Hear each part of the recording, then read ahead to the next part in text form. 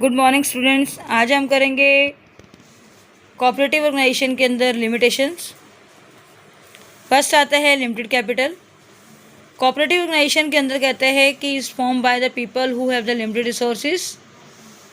लोगों के पास लिमिटेड रिसोर्सेज होते हैं and there is a no compulsion to contribute some minimum amount of the capital to become a member. उन्हें कुछ ना कुछ मिनिमम अमाउंट क्या करता है, मेंबर्स का लगाना पड़ता है, कंपल्शन होती है, क्योंकि इसके प्रिंसिपल्स के अंदर one man one vote also discourage people. ये सिद्धांत क्या करता है, एक व्यक्ति एक वोट देने का अधिकारी है, ताकि लोग ज़्यादा से ज़्यादा कोऑपरेटिव ऑर्गेनाइजेशन के अंदर अपना पैसा इन्वेस्ट करें। और इसी कारण से क्या होता है कि always face a shortage of capital due to the low rate of return. इसी कारण से उन्हें शॉर्टेज ऑफ कैपिटल का सामना करना पड़ता है, जिससे रेट ऑफ रिटर्न क्या हो जाता है, काफ़ी कम हो जाता है। Inefficient management. कोऑपरेटिव ऑर्गेनाइजेशन के अंदर मैनेज किया जाता है मेंबर्स के द्वारा। जनरली सारी की सारी एक्टिविटीज़ परफॉर्म की जाती है सभी मेंबर्स के द्वारा। These members are not professional expert, they are unexperience person होते हैं। कोऑपरेटिव ऑर्गेनाइजेशन के अंदर वो अफोर्ड नहीं कर सकते high salary, professional and the qualified peoples की। No motivation. कोऑपरेटिव ऑर्गेनाइजेशन के अंदर कहता है कि no direct link between the efforts and the reward. Cooperative organisation के अंदर यदि व्यक्ति काम करता है तो उसके एफर्ट्स का और उसके रिवार्ड का कोई भी आपस में लिंक नहीं होता। Members are not in linked to put their efforts, there is no incentive for the working efficiently. वो काम को कितने अच्छे तरीके से करें लेकिन किसी को इंसेंटिव नहीं दिया जाता। Conflict among the members.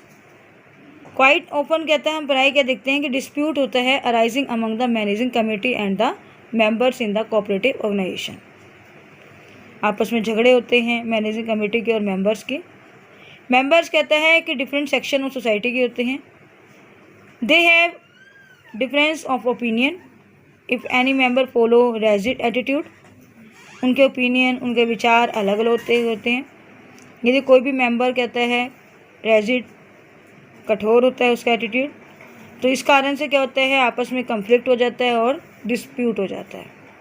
Generally selfish motive होते हैं मेंबर्स, जो स्टार्ट करते हैं डोमिनेट को, और सर्विस मोटिव देना क्या होता है वो भूल जाते हैं। तो ये क्या है, हमारा लिमिटेशंस के पॉइंट है बेटा जी, कि जिसके अंदर हमें बताया limited capital, inefficient management, no motivation, conflict among the members. Next आता है बेटा जी excessive government control. Cooperative organisation के अंदर कहता है कि गेट वेरियस कंसेशन आते हैं, बेनिफिट्स आते हैं गवर्नमेंट के। रिटर्न क्या होता है, एक्सेसिव होता है, गवर्नमेंट और रेगुलेशन का कंट्रोल किया जाता है गवर्नमेंट के द्वारा। इसमें कोऑपरेटिव ऑर्गेनाइजेशन के अंदर कहता है कि अकाउंट्स को ऑडिट करते हैं ऑडिटर। कोऑपरेटिव डिपार्टमेंट क्या करता है, अकाउंट्स को सबमिट करते हैं रजिस्ट्रार के पास। ऑल द रेगुलेशन क्या होता है, इसके अंदर स्ट्रिक्टली पालन किया जाता है उसका। इनफ्लेक्सिबिलिटी होती है और कोऑपरेटिव ऑर्गेनाइजेशन के अंदर एफिशिएंसी भी क्या होती है, ज़्यादा से ज़्यादा होती है। नेक्स्ट टॉपिक आता है बाबू आपके पास types of the cooperative organisation. अलग अलग तरह के टाइप हैं। First of all consumer cooperative society, producer cooperative society, cooperative marketing society, cooperative credit society, cooperative farming society और cooperative housing society.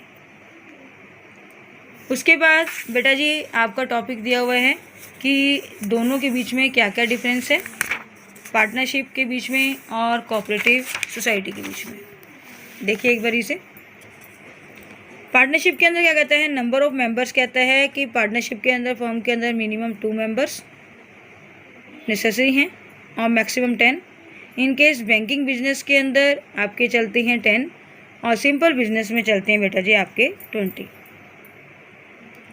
Cooperative organisation के अंदर मिनिमम 10 पर्सन्स होते हैं रिक्वायर और मैक्सिमम कहता है इनकी कोई भी लिमिट नहीं होती। बेनिफिट्स, पार्टनरशिप म्यूचुअल बेनिफिट होता है, पार्टनर्स का स्ट्रिक्टली पालन किया जाता है। कोऑपरेटिव ऑर्गेनाइजेशन के अंदर कहता है कि बेनिफिट दिया जाता है मेंबर्स को, जनरल पब्लिक को। जनरल पब्लिक इसके अंदर क्या करती है, उसको ज़्यादा से ज़्यादा इसके अंदर बेनिफिट मिलता है। बिजनेस पार्टनरशिप फॉर्म के अंदर पार्टनर्स को एग्जिस्टेंस होते हैं, कुछ बिजनेस एग्जिस्ट करने पड़ते हैं। लेकिन कोऑपरेटिव सोसाइटी के अंदर, ऑर्गेनाइजेशन के अंदर क्या है, it is not necessary to have a business for farming cooperative society. इसके अंदर कहता है कि it can be form whenever individual have common need. हर आदमी की क्या होती है, प्रत्येक अकेले व्यक्ति की होती है, अपनी अपनी ज़रूरत होती है। रजिस्ट्रेशन क्या है, इसमें ऑप्शनल है। पार्टनरशिप फॉर्म के अंदर आपकी ज़रूरी है करवाएं, नहीं ज़रूरी है ना करवाएं। लेकिन कोऑपरेटिव ऑर्गेनाइजेशन के अंदर कहता है कि रजिस्ट्रेशन क्या है, is compulsory for the cooperative organisation. Cooperative organisation के अंदर रजिस्ट्रेशन करवाना बहुत ज़्यादा ज़रूरी है। आप ये भी लिख सकते हैं, पार्टनरशिप एक्ट कब पास हुआ था, 1932 में, और कोऑपरेटिव का कब एक्ट पास हुआ था, 1912 में।